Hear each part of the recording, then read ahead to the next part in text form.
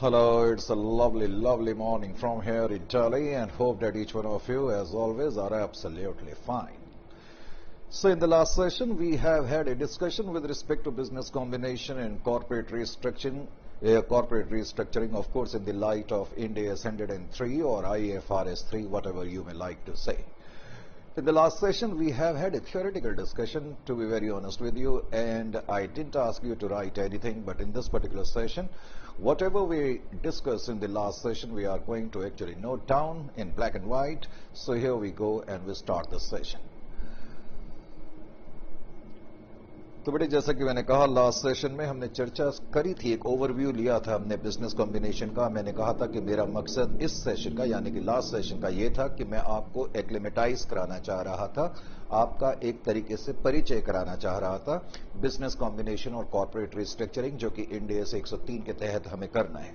हमने इसकी कुछ बातों पर विचार और विमर्श करा था। अब इसी चीज की चर्चा आगे जारी रहेगी। तो मैं अब ये स्टार्ट करता हूं, लेकिन इसको स्टार्ट करने से पहले मैंने लास्ट क्लास में ये भी कहा था कि मैं आपको एक एक अल्फाज लिखाऊंगा, आपको बिल्कुल चिंता करने की जरूरत नहीं है। करेक्ट?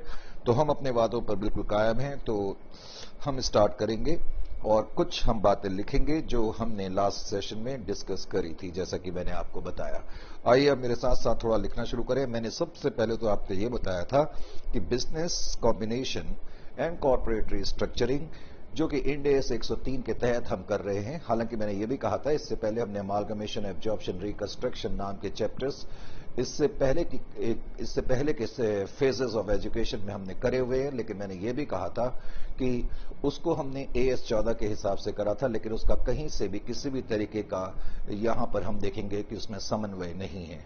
इंड AS 103 की जो गाइडलाइंस हैं वो बिल्कुल अलग है। तो इंड AS 103 के बारे में मैंने जब चर्चा लास्ट सेशन में करी थी, तो मैंने ये भी बताया था कि बेसिकली इसका मुख्य उद्देश्य क्या है।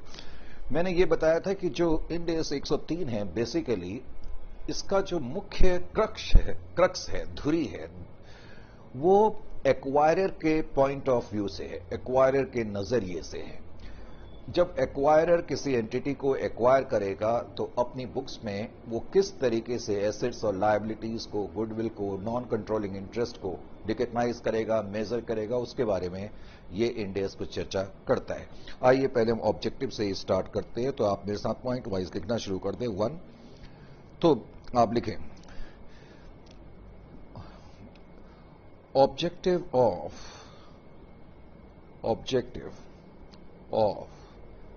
Ind AS, objective of Ind AS 103,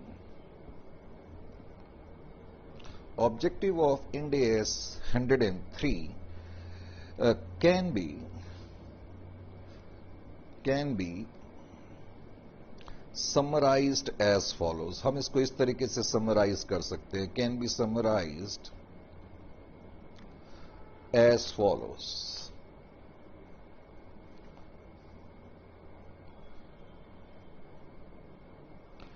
as follows, standard जैसा कि मैंने कहा था, स्टैंडर्ड का मतलब 103। Standard provides some guidelines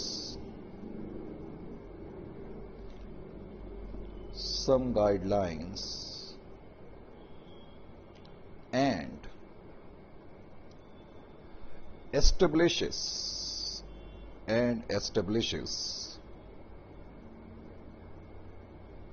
principles। ये कुछ प्रिंसिपल्स को एस्टेब्लिश करता है, प्रिंसिपल्स एंड रिक्वायरमेंट्स, और कुछ जरूरतों के बारे में भी विश्लेषण करता है। Requirements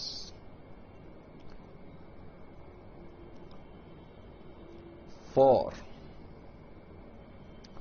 N acquirer. मैंने एक्वायरर के बारे में चर्चा करी थी, मैं फिर करूंगा। फॉर एन एक्वायरर, एक्वायरर उस एंटिटी को कहते हैं जिसने कंट्रोल लिया है दूसरे बिजनेस का या बिजनेसेस का। करेक्ट? तो standard provide some guideline and establishes some principles and requirements. Of course for an acquirer किस संदर्भ में acquirer with respect to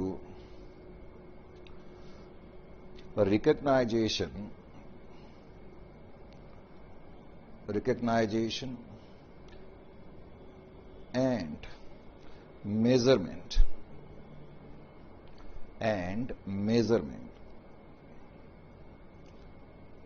measurement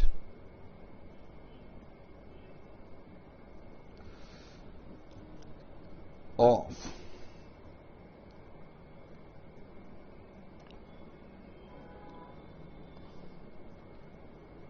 identifiable assets। तो एक्वायरर ने एक्वायरी के जो एसेट्स लिए हैं, आइडेंटिफाइबल एसेट्स, जिनको आसानी से अलग तरीके से सेपरेटली आइडेंटिफाई करा जा सकता है, आइडेंटिफाइबल एसेट्स, उनको किस तरीके से रिकॉग्नाइज और मेजर करा जाएगा। करेक्ट।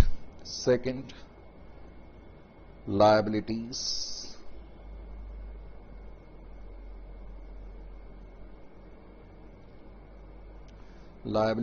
एज्यूम्ड, और जो लायबिलिटीज हमने टेक ओवर करी हैं उनको हम किस तरीके से रिकॉग्नाइज करेंगे, किस तरीके से मेजर करेंगे। Third,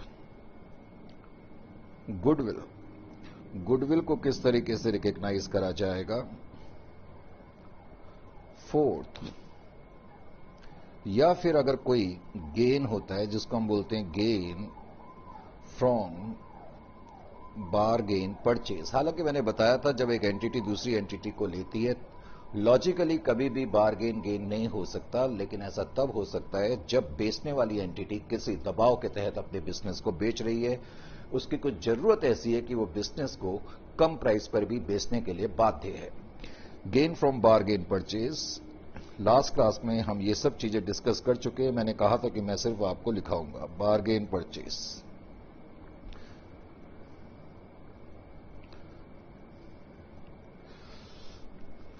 fifth, non controlling interest, NCI। पूरा ही लिख देता हूं, चलो एक बार। नॉन कंट्रोलिंग इंटरेस्ट,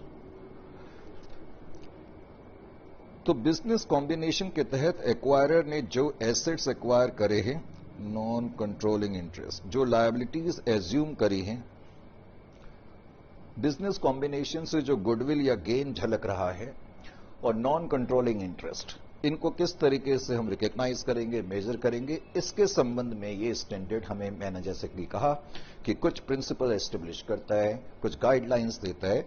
तो नॉन कंट्रोलिंग इंटरेस्ट, मैंने लास्ट सेशन में भी बताया था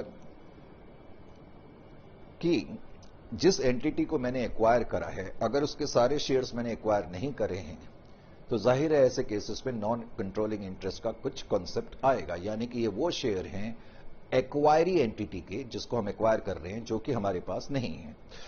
करेक्ट। तो ये तो मैंने इसका मुख्य उद्देश्य बताया। मैंने आपको लास्ट सेशन में भी बताया था जब हमने करा था, पॉइंट नंबर 2 में लिख रहा हूं कि ये जो स्टैंडर्ड है सिर्फ और सिर्फ अप्लाई करेगा, करेक्ट, किस पर अप्लाई करेगा, एक ऐसी ट्रांजैक्शन या इवेंट पर जो कि बिजनेस कॉम्बिनेशन के दायरे में आएगी। तो हम लिख ही लेते हैं द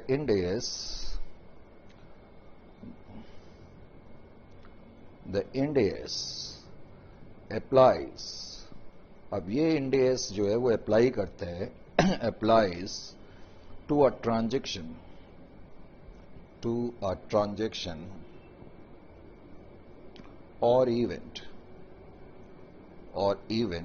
या और अदर इवेंट लिख लो। स्टैंडर्ड जो है वर्ड अदर इवेंट यूज करता है, other event that meets the definition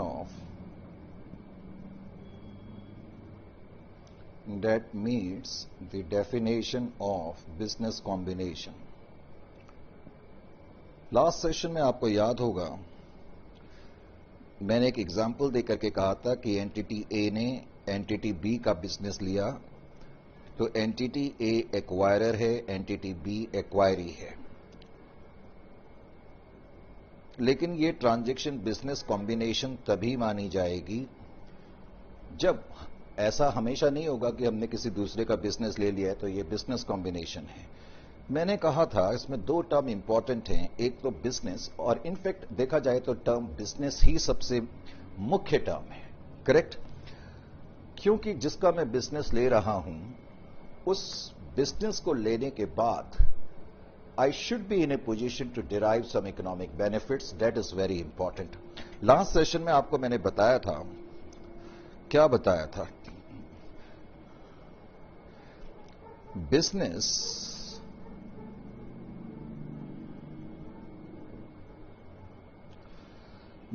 simply ऐसे लिखो, बिजनेस सिंपली मीन्स, क्या बताया था मैंने बताया था ना, एक वर्ड यूज करा था, integrated set of activities. Business simply means integrated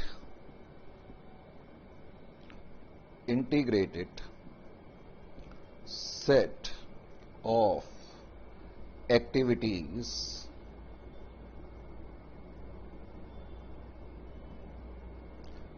and assets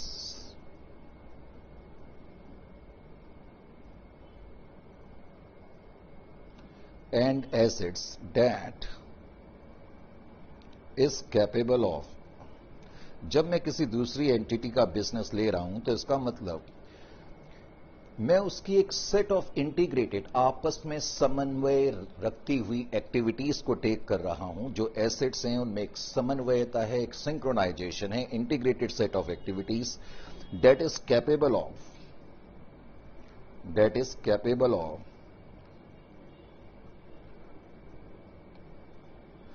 मैंने कहा that is capable of being conducted. Being conducted का मतलब है कि उसको हम कैरी कर सकें। बीइंग कंडक्टेड एंड मैनेज, उसको हम मैनेज कर सकें। Conducted and managed. Last session में इसकी मैंने चर्चा करी थी, हालांकि मैंने यह भी कहा था कि इस पर्टिकुलर चीज से रिलेटेड हमने कुछ थ्योरेटिकल केस स्टडी बनाई हुई है। जब हम उस सेक्शन में आएंगे, करेक्ट, जब हम क्वेश्चंस करना शुरू करेंगे, तो जब मैं बिजनेस के सेक्शन में पहुंचूंगा तो तब हम इससे रिलेटेड कई केस स्टडी करेंगे, तब ये टर्म आपको और भी ज्यादा क्लियर होगी। मैनेज्ड, और जिसको मैनेज कर सके, मैनेज्ड फॉर द पर्पज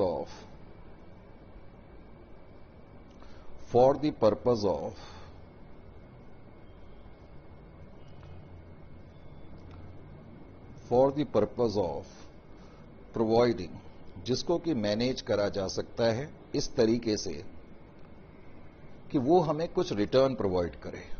और रिटर्न मैंने बताया था किसी भी रूप में हो सकते हैं। ये टर्म मैंने आपको क्लियर करी थी। रिटर्न मतलब किसी भी रूप में, चाहे वो डिविडेंड के रूप में हो, प्रॉफिट्स के रूप में हो, लो कॉस्ट के रूप में हो, किसी भी तरीके का इकोनॉमिक बेनिफिट हो, तभी वो बिजनेस माना जाएगा।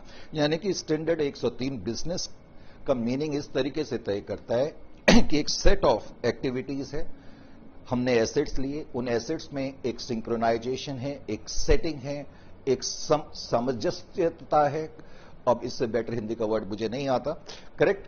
तो जिसमें एक सामंजस्य है, तो उन एसेट्स को, यानी कि वो एसेट एक दूसरे से इस तरीके से इंटीग्रेटेड है, रिलेटेड है कि एक का अकेले इस्तेमाल नहीं हो, इसको ऐसे समझ लो, करेक्ट? उनको मिलाकर के मैं कुछ यूज कर सकता हूं, इस तरीके से यूज कर सकता हूं कि आगे वो मेरे लिए कुछ इकोनॉमिक बेनिफिट लेकर के आए, तभी वो बिजनेस माना जाएगा, करेक्ट?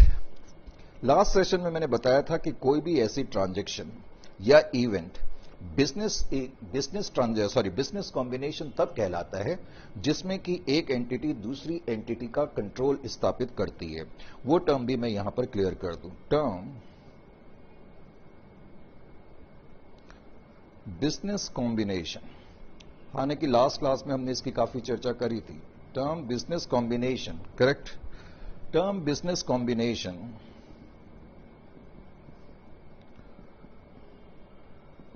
क्या बताया था मैंने? अभी भी मैंने बताया, term business combination refers to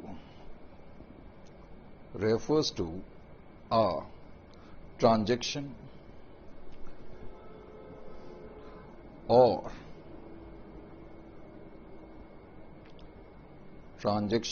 or event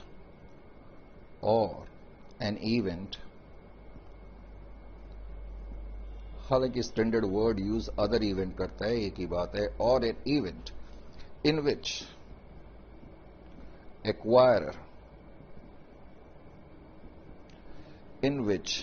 acquirer जरा मैं रेड पेन का भी इस्तेमाल कर लूं,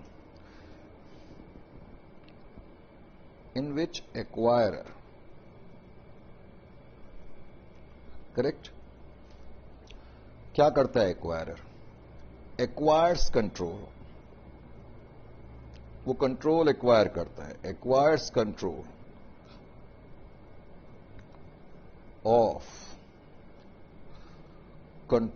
ऑफ वन और मोर बिजनेसेस।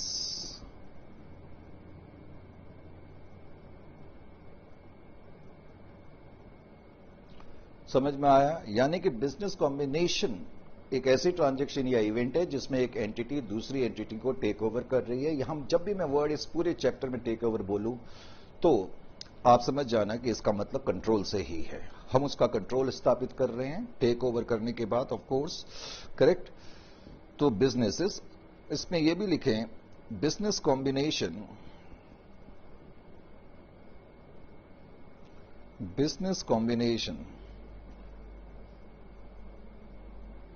अब बेटे जो टर्म बिजनेस कॉम्बिनेशन है ना, इसको कॉमन पार्लेंस में, पार्लेंस का मतलब होता है आम बोल चाल की भाषा। एक business combination, acquirer controls of one और मोर बिजनेस और बिजनेस कॉम्बिनेशंस। और मैंने बताया business combination is also refer to as, इसको हम और भी कुछ टर्म्स से जानते हैं, also refer to as, also referred, जो मेरे को अगली शीट लेनी पड़ेगी, refer to as true mergers. सुना है आपने कभी ये नाम? इसको हम ट्रू मर्जर्स भी कहते हैं। ये बिजनेस मैगजीन्स या इकोनॉमिक टाइम्स वगैरह अगर आप कभी पढ़ोगे ना, उसमें ये टर्म बहुत बारी आती है। आप सोचोगे पता नहीं क्या टर्म है, हम लोग इतने बड़े लेवल पर आ गए हैं, हमें अभी भी पता नहीं, सर ने पढ़ाया ही नहीं। तो मैंने कहा कि इससे पहले कि आप मुझे कुछ कहो मैं आपको बता ही दूं। तो ट्रू मर्जर्स भी बेटे इसको कहते हैं। Is it clear to you? ये बातें मैंने लास्ट सेशन में आपको बताई हुई हैं, अगर आपको याद हो तो। बिल्कुल सर, आपने बताया हुआ है। और क्या बताया था मैंने आपको लास्ट सेशन में? लास्ट सेशन में मैंने आपको सिंपली बताने की कोशिश करी थी कि कुछ टर्म्स हैं, हालांकि दो टर्म तो मैं पहले ही आपको इनडायरेक्ट तरीके से बता चुका हूं, बिजनेस और बिजनेस कॉम्बिनेशन। फिर आपको याद होगा हमने एक्वायरी के बारे में भी चर्चा करी थी, एक्वायरर और एक्वायरी के बारे में। तो मैं यहां पर एक बार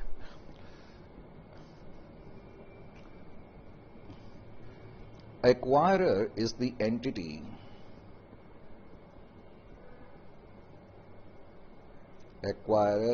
entity which acquires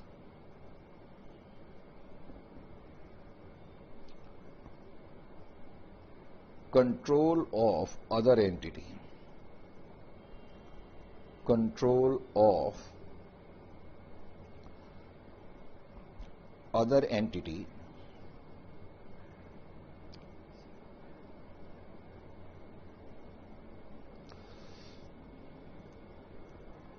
Acquiree. Acquiree is the entity whose control is being acquired. Acquiree is the entity whose control is being acquired.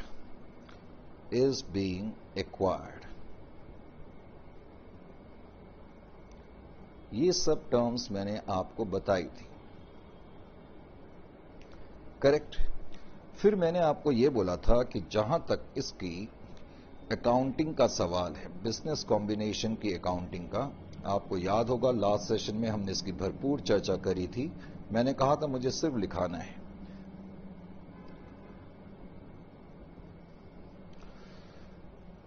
मैंने आपको यह बताया था कि अकाउंटिंग के लिए स्टैंडर्ड ये कहता है acquisition method will be used as per Ind AS 3,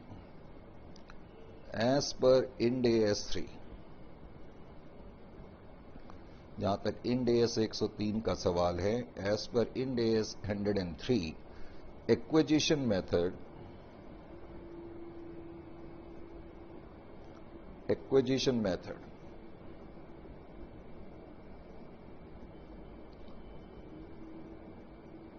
shall be used for accounting क्या business combination shall be used for accounting business combination। तो बिजनेस कॉम्बिनेशन को अकाउंट करने के लिए एक्विजिशन मेथड की जरूरत पड़ेगी। बिजनेस कॉम्बिनेशन ये तो आपको पता ही है। मैंने ये भी बताया था कि इसके अंदर क्या क्या स्टेप्स होते हैं, अगर आपको याद हो तो। आपको याद आया? इसके अंदर मैंने आपको स्टेप्स बताए थे। पहला स्टेप मैंने आपको यह बताया था, first step identifying the acquirer. Identifying the acquirer. हम पहले तो एक्वायरर को, यहां आइडेंटिफाइंग द एक्वायरर का बेसिकली मतलब क्या है, इस पॉइंट को मैं जरा इस तरीके से समझाने की कोशिश करूंगा। वैसे स्टैंडर्ड कहता है कि for each business combination first of all we will identify the acquirer. पर यहां इस सेंटेंस का बेसिकली मतलब क्या निकला, इसका मतलब समझाने के लिए आप थोड़ा सा यहां पर देखें। यहां देखें, ये मैंने एक लाइन खींची, करेक्ट। इसको अच्छी तरह समझें, इस स्टेप को मैं डायग्रामेटिकली समझा रहा हूं। मान लेते हैं कि एंटिटी ए ने कंट्रोल लिया एंटिटी बी का। Entity A acquires control of entity B, या यूं कहें कि एंटिटी ए ने 60%, चलो 70% शेयर्स एंटिटी बी के खरीद लिए। तो एक तरीके से कंट्रोल हमारे पास आ गया, इसमें कोई डाउट थोड़ी है। अभी मैंने आपको कुछ लम्हा पहले कहा कि जो एंटिटी दूसरी एंटिटी को टेक ओवर कर रही है और कंट्रोल ले रही है, टेक्निकली वो एक्वायरर है। ये मैंने आपको लास्ट सेशन में भी बताया था, मैं फिर बता रहा हूं, ये एक्वायरर है। लेकिन ये जो एक्वायरर है ना, ये लीगल रूप से है, in terms of legality. Legal तरीके से देखा जाए तो यही एक्वायरर है, और लीगल तरीके से देखा जाए तो यही एक्वायरी है। इसमें तो कोई डाउट ही नहीं है, इसमें कोई डाउट थोड़ी है किसी भी तरीके का। ये एक्वायरी है लीगल पॉइंट ऑफ व्यू से। कानून के पॉइंट ऑफ व्यू से, लॉ की निगाहों में तो ये एक्वायरर है, ये एक्वायरी है। लेकिन फिर भी स्टैंडर्ड ये क्यों कहता है कि हमें आइडेंटिफाई करना पड़ता है एक्वायरर को? उसका फकत या शायद रीजन ये है, for the purpose of accounting उल्टा भी हो सकता है। इसी केस में उल्टा हो सकता है। यहां पर यानी कि ये जो पॉइंट है आइडेंटिफाइंग द एक्वायरर, इसका मतलब है identifying the accounting acquirer, because accounting acquirer could be different from the legal acquirer. बात समझ में आई? अकाउंटिंग के पर्पस के लिए ऐसा हो सकता है, भले ही ए ने 70% शेयर बी के खरीदे हों, तो इसमें कोई डाउट और दो राय नहीं लगती कि ये एक्वायरर है और ये एक्वायरी है, ये लीगल पॉइंट ऑफ व्यू से है। लेकिन स्टैंडर्ड कहता है कि अकाउंटिंग पॉइंट ऑफ व्यू से ऐसी पॉसिबिलिटी हो सकती है कि एंटिटी बी जो है एक्वायरी है। फॉर एग्जाम्पल, मैं आपको ऐसे कहूं कि इसने 70% शेयर इसके खरीदे, लेकिन इसके बी इनमें एक एस्टेब्लिश्ड कॉन्ट्रैक्ट हो गया, एंटिटी बी के पास, कंट्रोल एंटिटी बी के पास रहेगा ए का। मर्जर के बाद ये कॉन्ट्रैक्ट है कि बी विल कंट्रोल ए, तो उस केस में अकाउंटिंग एक्वायरर, लीगल एक्वायरर तो यही रहेगा, लेकिन अकाउंटिंग एक्वायरर कौन रहेगा? ये रहेगा। यानी कि कभी कभी ऐसी पॉसिबिलिटी हो सकती है कि legal acquiree can be accounting acquirer. This is why actually this point has been, or this point has been inserted by the standard. समझ में आया? Identifying the acquirer का basically मतलब हो गया, it means it means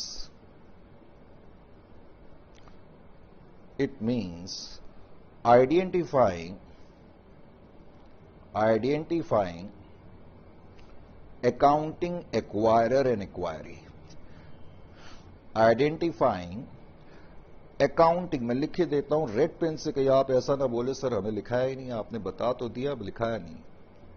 accounting acquirer, बात समझ में आई? अकाउंटिंग के पर्पस के लिए एक्वायरर कौन है, ये इस स्टैंडर्ड का पहला पॉइंट है। अकाउंटिंग एक्वायरर, मैंने कहा स्टैंडर्ड का, आई मीन टू से इस स्टेप का एक्विजिशन मेथड के अंदर पहला स्टेप है आइडेंटिफाइंग द एक्वायरर। तो इसका बेसिक मतलब है कि हमें अकाउंटिंग एक्वायरर का पता करना है। इसके कुछ इस पर बेस्ड कुछ मैंने केस स्टडीज रखी हुई है, तो जब हम इस सेक्शन पर आएंगे तो हम उस पर उन केस स्टडीज की चर्चा करेंगे, तब ये पॉइंट आपको क्लियर हो जाएगा। हालांकि इस पर कोई डाउट नहीं, 99% जो लीगल एक्वायरर है वही अकाउंटिंग एक्वायरर रहेगा, पहले तो आप चिंता ना करें। 0.1% केवल ऐसा हो सकता है, तो कब ऐसा हो सकता है उसकी चर्चा, एक हल्का सा एग्जांपल तो मैंने दिया, लेकिन मैंने कहा उसकी चर्चा हम आगे और डिटेल में भी करेंगे। Is it clear to you? फिर आपको याद होगा मैंने दूसरा स्टेप भी बताया था। एक बार जब ये डिसाइड हो जाए, और ये डिसाइड करना आपके लिए कोई मुश्किल नहीं है, क्योंकि मोर और लेस क्वेश्चन में बड़े साफ सुथरे अंदाज में ये दिया रहता है, इसके आप पहले तो इस बात की चिंता छोड़ दें सर ये क्या चक्कर है। अब दूसरा पॉइंट मैंने आपको बताया था कि point number 2, determining the acquisition date, आपको याद आया? Determining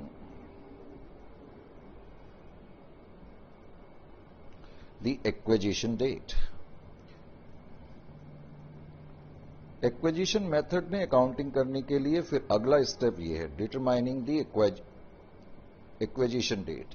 किस डेट को कंट्रोल जो है एक्वायरर के पास आया, correct? As per this step,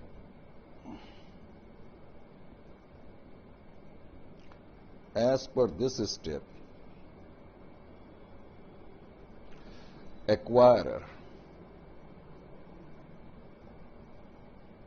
shall determine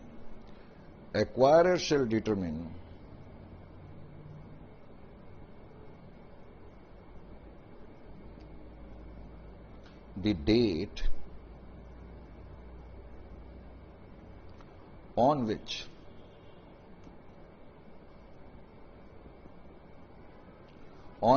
it का मतलब एक्वायरर से है, on which it obtains control,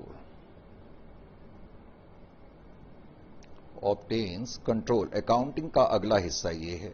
हालांकि रियल सेंस में जब आप लॉन्ग क्वेश्चन करेंगे तो आपको ये पहले दोनों स्टेप की ऑनेस्टली स्पीकिंग जरूरत नहीं पड़ेगी, क्योंकि मोर और लेस ये बड़े क्लियर अंदाज में दिए रहते हैं। वैसे मैंने आपको बताया था लास्ट सेशन में डिस्कस करते वक्त कि एक्विजिशन की डेट वो डेट मानी जाती है जिस दिन कंट्रोल हमारे पास आया, करेक्ट? और कंट्रोल उस दिन हमारे पास माना जाता है जब हम कंसीडरेशन दे देते हैं और उनके एसेट और लायबिलिटी हमारे पास आ जाते हैं। Is it clear to you? तो ये दूसरा स्टेप है, ये मैंने चर्चा लास्ट सेशन में ऑलरेडी करी हुई है। फिर तीसरी चर्चा मैंने बताया था कि अगर आपको याद हो तो एक बार जब ये चीजें स्टार्ट हो जाती है तो रियल सेंस में अकाउंटिंग स्टार्ट होती है। रियल सेंस में अकाउंटिंग स्टार्ट होने का मतलब फिर हम रिकॉग्नाइज करेंगे, क्या क्या चीजें रिकॉग्नाइज करेंगे। थर्ड स्टेप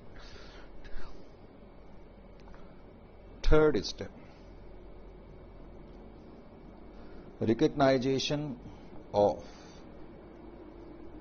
रिकॉग्नाइज करने का मतलब मैंने आपको बताया था, मैंने आपको एक एग्जाम्पल दिया था बनानास का, आपको याद है?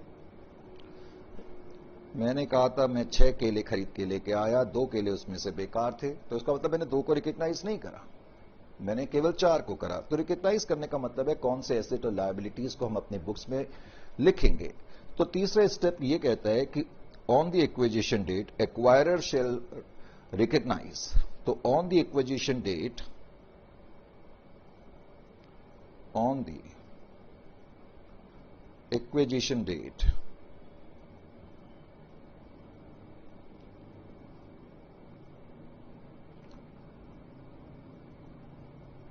acquirer shall recognize अब एक्वायरर रिकॉग्नाइज करेगा, क्या क्या चीजें रिकॉग्नाइज करेगा, हालांकि कुछ लम्हा पहले मैं आपको वो चीजें लिखा भी चुका हूं। ए, आइडेंटिफाइबल एसेट। अब ये बहुत बड़ा वर्ड है, बार बार ये वर्ड आएगा इस पूरे चैप्टर में, इसके लिए कुछ शॉर्ट फॉर्म बनानी पड़ेगी। आइडेंटिफाइबल एसेट,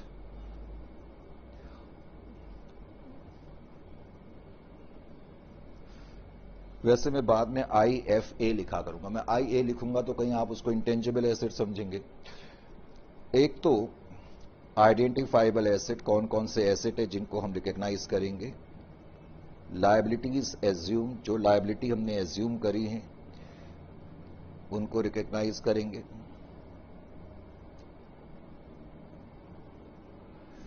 फिर मैंने बताया था एनी नॉन कंट्रोलिंग, एनी मैंने इसलिए लिखा क्योंकि नॉन कंट्रोलिंग इंटरेस्ट हो भी सकता है, नहीं भी हो सकता है। नॉन कंट्रोलिंग इंटरेस्ट, अगर मैं 100% शेयर एक्वायर करूंगा फिर थोड़ी नॉन कंट्रोलिंग इंटरेस्ट होगा, होगा क्या, नहीं होगा। उसके बाद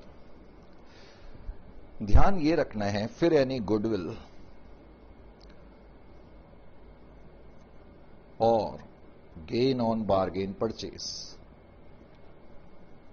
गेन ऑन बार्गेन परचेस।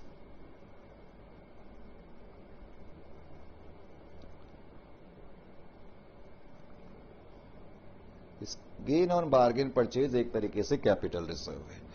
फिर आपको याद होगा मैंने ये पॉइंट भी बताया था, measurement, fourth step, measurement, measurement of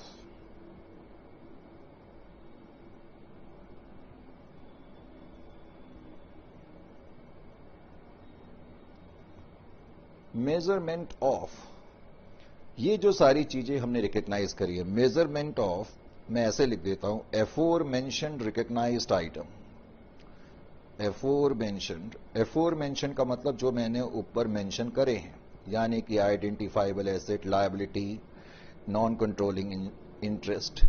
तो measurement of afore mentioned item shall be at fair value, मैंने बताया था कि उसको हम फेयर वैल्यू पर करेंगे। शेल बी एट, किस पर करेंगे, फेयर वैल्यू पे करेंगे। मैं रेड पेन से लिख देता हूं, करेक्ट। आप ये नहीं कह सकते कि मैंने आपको नहीं लिखा है, रेड पेन से लिखने का मतलब ये है।